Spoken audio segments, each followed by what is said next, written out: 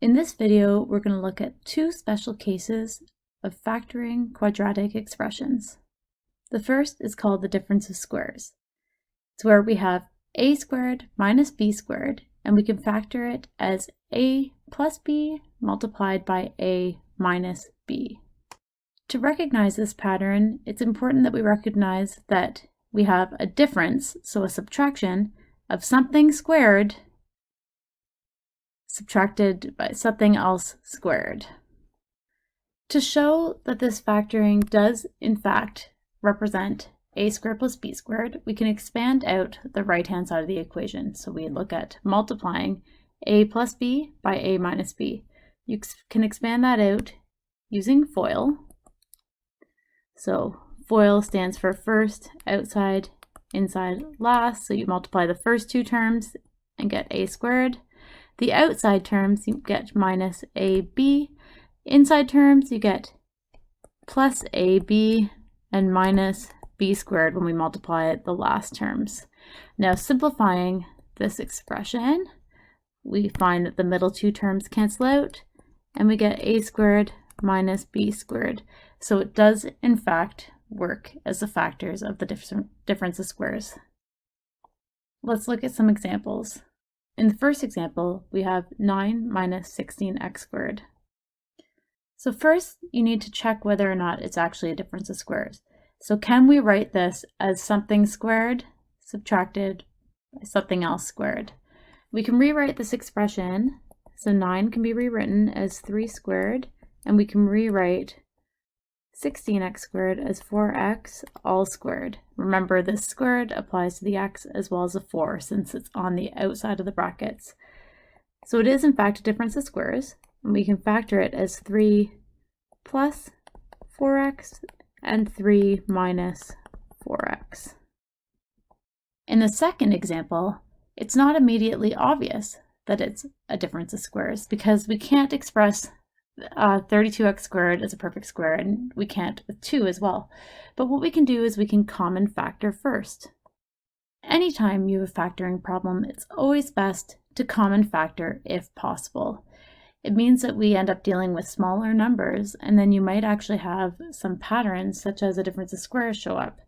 So here we can common factor out a 2, and we're left with 16x squared minus 1, which is a difference of squares, because recall, 16x squared can be written as 4x all squared, and 1 is also a perfect square. 1 is equal to 1 squared.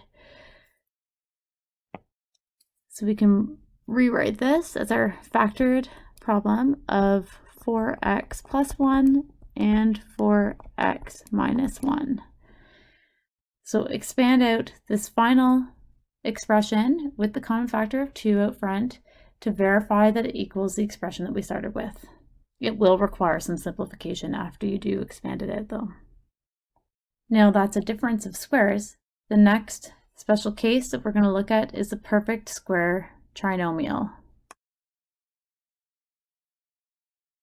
Perfect square trinomials result from a plus b or a minus b being squared.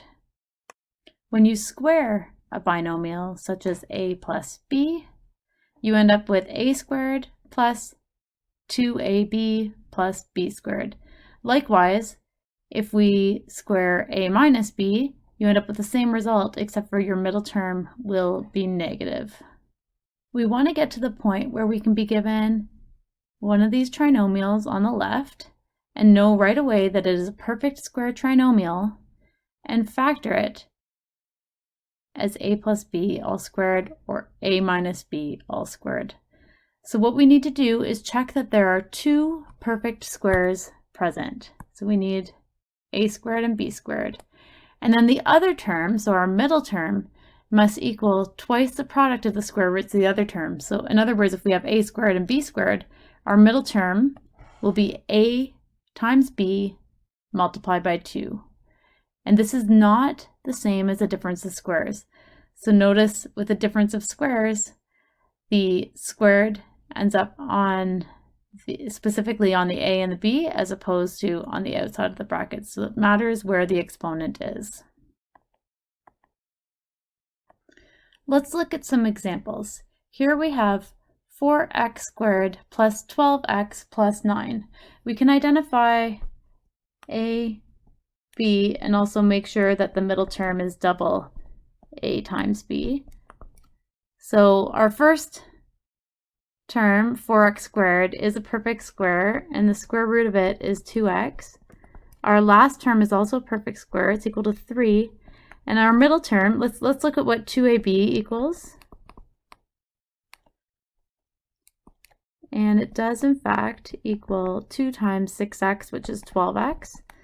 So we can write this factored expression as a plus b all squared. So this becomes 2x plus 3 all squared. It's worth noting that we could have factored this perfect square trinomial using the method earlier that we discussed when factoring trinomials with a not equal to 1. But this is just a shortcut to identify that it's a perfect square trinomial and factor it using that rule. In our second example, we have a squared minus 4a plus 4. To help us recognize a pattern, I'm going to write this as something squared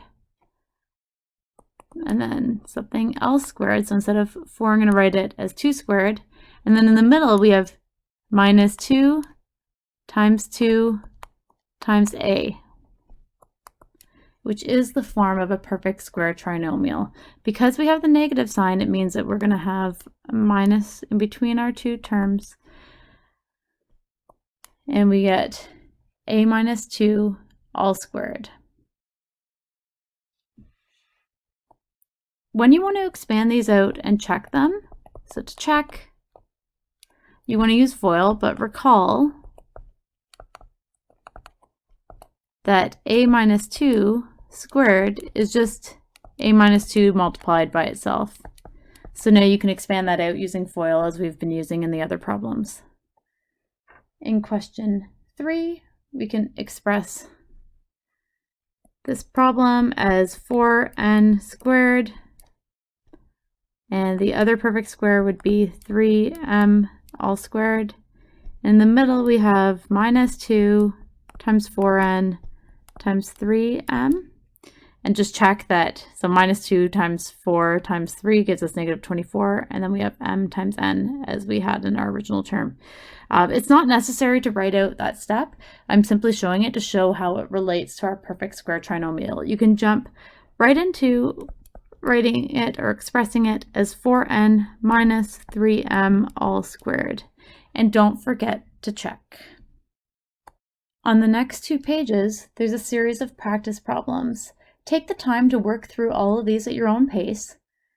So pause the video, and then you can take a look at the posted solutions on D2L to compare your work to the final answers. And as always, contact your instructor if you have any questions. Have a good day.